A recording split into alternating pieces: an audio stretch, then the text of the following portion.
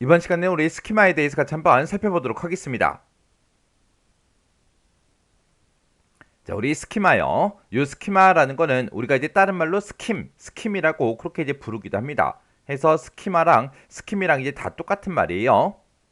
그래서 이 스킴이라는 거는 우리 데이터베이스의 구조 그리고 제약 조건 이런 것들에 관한 전반적인 그런 명세를 싹 다 이제 기술한 그런 메타데이터의 집합을 보고 우리가 이제 스키마 그렇게 이제 부르는 겁니다. 그러면 이 스키마가 뭔지 좀 더 이제 자세히 좀 살펴보자고요.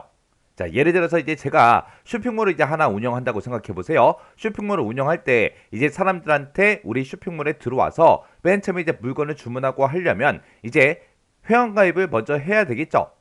그러면 우리가 이제 회원가입했을 때 그때 이제 정보를 이제 입력받는 그런 이제 회원 테이블을 이제 하나 만들 거예요. 그리고 내가 가지고 있는 상품들에 대한 설명이나 사진이나 그런 것들을 이제 볼 수 있게끔 이제 또 하나 따로 우리가 이제 상품이라는 그 테이블도 따로 만들 거고요. 그리고 그 사람들이 이제 로그인을 해서 내가 가지고 있는 그런 상품들을 보고 마음에 드는 게 있으면 이제 주문을 하겠죠.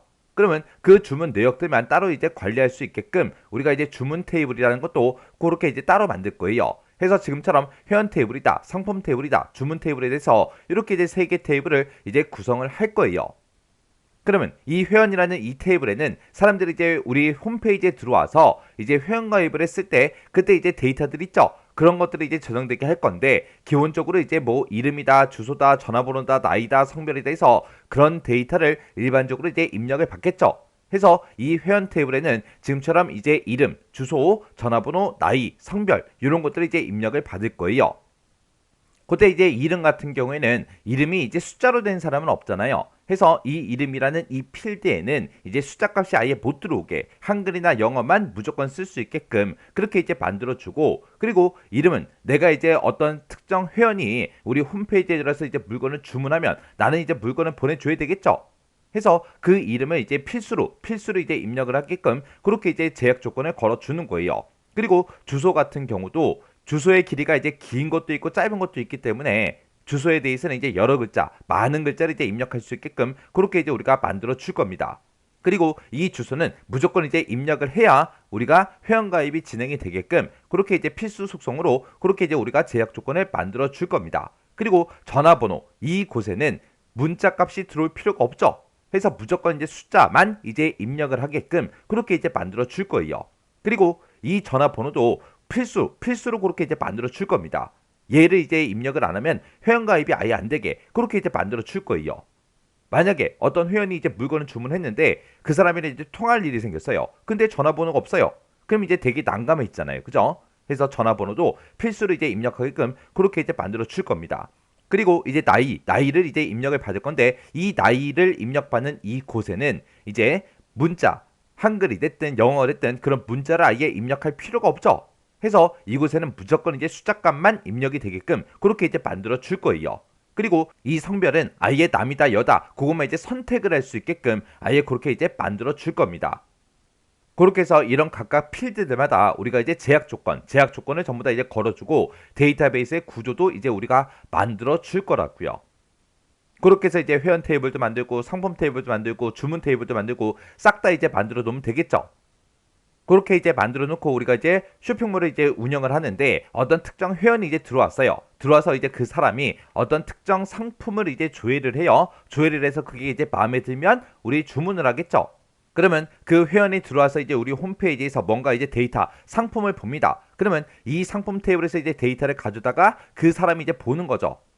그때 그 상품에 대한 사진도 있을 거고요. 그리고 재고가 이제 몇 개가 있는지 그런 것도 있을 거고, 그리고 이 상품에 대한 이제 뭐 상품명도 있을 거고, 상품 코드라는 것도 있을 거고, 이 상품에 대한 이제 가격도 있고, 여러 가지 정보들이 있겠죠. 그런 것들을 전부 다 이제 상품 이 테이블에다가 싹 다 이제 저장을 시켜 놓으면 그런 데이터를 이제 가져다가 이제 그 회원이 이제 우리 홈페이지를 통해서 그 데이터를 이제 볼 거라고요.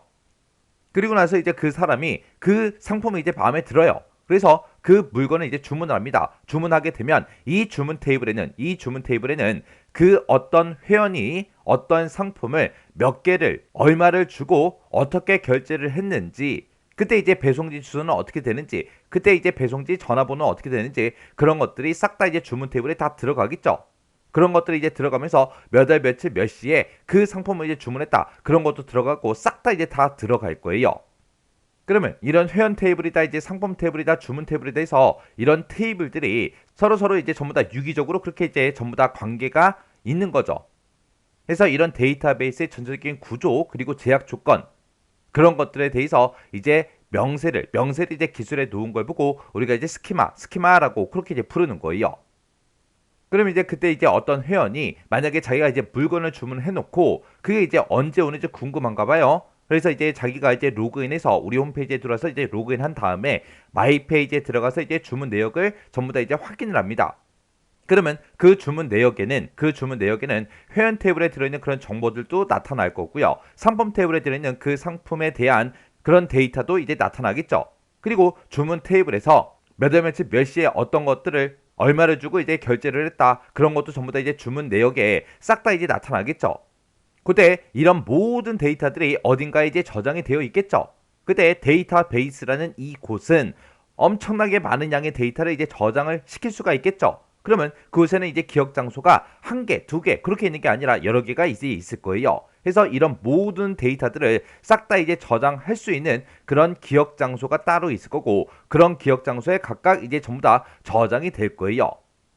그때 이제 이런 데이터들이 저장되는 저장 구조라든지 아니면 저장되는 그런 경로라든지 그런 것도 전부 다 이제 싹 다 설정을 다 해줘야 되겠죠.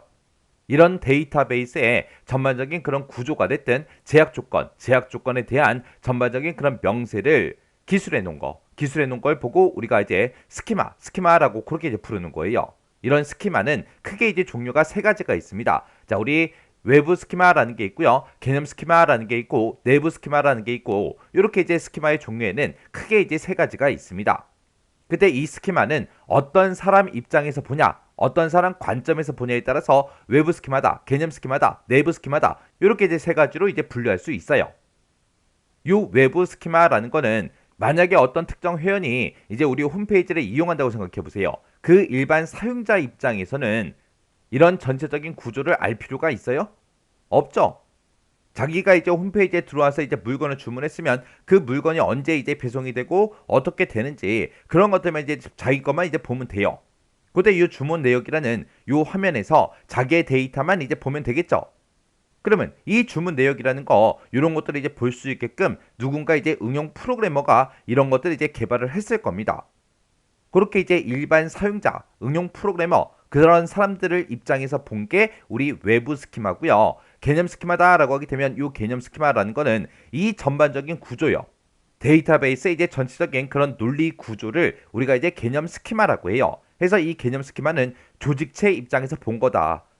이 쇼핑몰을 운영하는 그 회사 있죠. 그 회사 입장에서 바라본 그 스키마를 우리가 이제 개념 스키마 그렇게 이제 부르는 거예요. 그리고 내부 스키마다라고 하게 되면 이 내부 스키마라는 거는 이 데이터베이스를 이제 설계한 그 시스템 설계자가 있을 거 아니에요. 그 시스템 설계자, 그 시스템 프로그래머, 그 사람들의 입장에서 바라본 그런 스키마를 보고 우리가 이제 내부 스키마 그렇게 이제 부르는 겁니다.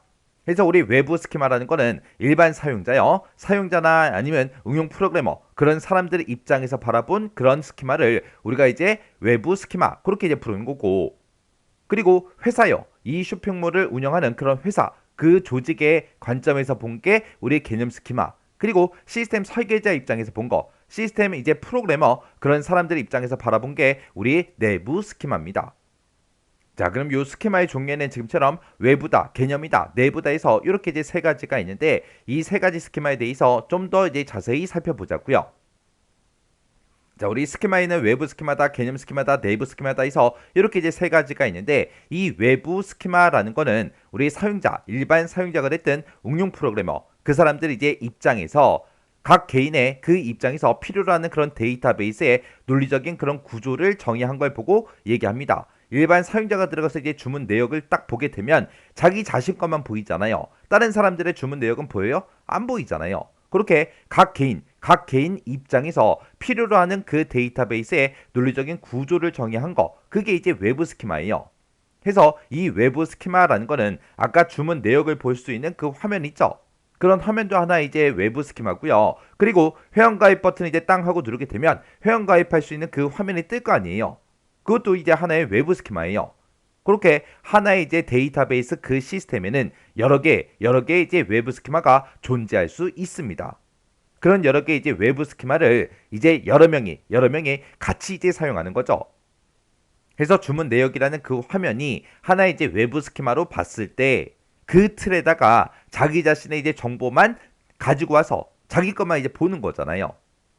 그런 거를 보고 우리가 외부 스키마 그렇게 이제 부르는 거고요.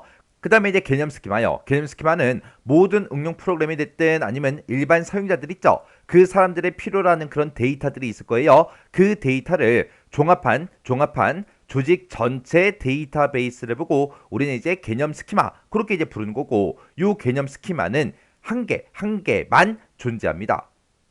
우리 외부 스키마는 이제 여러 개 이제 존재할 수 있다 그랬죠. 근데 이 개념 스키마는 딱 하나만 이제 존재를 해요. 해서 얘는 누구 입장에 본 거다? 조직체 입장에서 바라본 거다.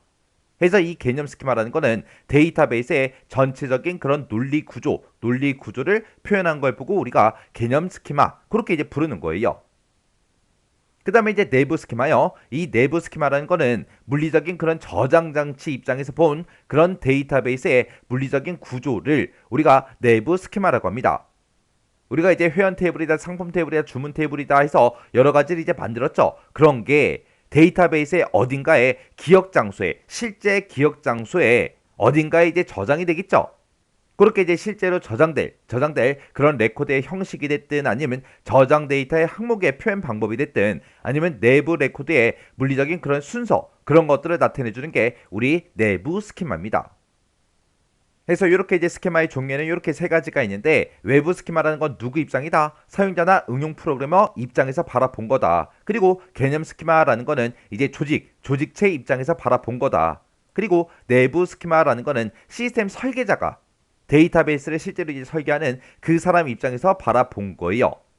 그렇게 해서 우리의 개념 스키마라는 거는 데이터베이스의 전체적인 그런 논리 구조를 보고 얘기하는 거고, 내부 스키마다 그러면 데이터베이스의 이제 물리적인 구조 그걸 보고 우리가 내부 스키마라고 그렇게 이제 부르는 거예요. 그때 이제 외부 스키마라는 거는 여러 개 이제 존재할 수 있더라. 근데 이 개념 스키마는 딱 하나만 존재해요. 이렇게 이제 스키마의 종류에는 이렇게 이제 세 가지가 있는데, 이런 각각 스키마들마다 어떤 특징이 있는지 그건 정확하게 구분할 수 있게 여러분들이 잘 보고 지나가셔야 돼요. 해서 외부 스키마다, 개념 스키마다, 내부 스키마다 이런 스키마는 우리가 데이터 사전에 이제 저장이 되고요. 이 스키마를 우리가 다른 이름으로 우리가 이제 메타데이터 그렇게 이제 불러요. 메타데이터다라고 하게 되면 우리 데이터에 대한 그 데이터를 우리가 이제 메타데이터라고 불러요. 이런 이제 메타데이터가 우리 일상에 보면 되게 많아요. 내가 만약에 영화를 보려고 이제 DVD를 이제 하나를 구매를 했습니다. 그러면 그 포장지에 보게 되면 이제 제목이다, 상영 시간이다, 등급이다, 제작사다, 감독이다, 줄거리다 해서 여러 가지 정보들이 막 써져 있죠. 그런 정보를 보고 우리가 이제 메타데이터 그렇게 이제 부르는 거예요. 그리고 내가 만약에 스마트폰으로 사진 한 장 찍었습니다. 그러면 그 사진도 하나의 이제 데이터지만 그 데이터에 대한 그 설명이요. 우리 그 사진 파일을 이제 선택하고 마우스 오른쪽 버튼 누르고 이제 속성에 들어가게 되면 카메라의 이제 제조사는 어디인지, 그리고 사용 렌즈의 정보도 나타나고요. 사진을 찍은 그 시간도 나타나고 초점의 거리도 나타나고요. 여러 가지 그런 정보들이 나타납니다. 그런 거를 보고 우리가 이제 메타데이터 그렇게 이제 부르는 거예요. 그래서 우리 회원 테이블에서 만약에 이름이라는 그 필드를 하나 만들었을 때는 그곳에는 이제 숫자 값은 저장될 수 없다. 그리고 얘는 이제 필수 속성이다. 그리고 이곳에는 이제 한글하고 영어만 이제 입력할 수 있다. 그런 제약 조건들 있죠. 그런 것들이 데이터에 대한 데이터잖아요. 그래서 우리 데이터베이스에서는 그런 것들을 보고 우리 이제 스키마라고 그렇게 이제 부르는 거고, 이 스키마는 어디에 저장된다? 데이터 사전, 데이터 딕셔너리에 저장이 되더라. 자, 이 스키마에 대한 이 내용 잘 정리하고 지나가시기 바랍니다.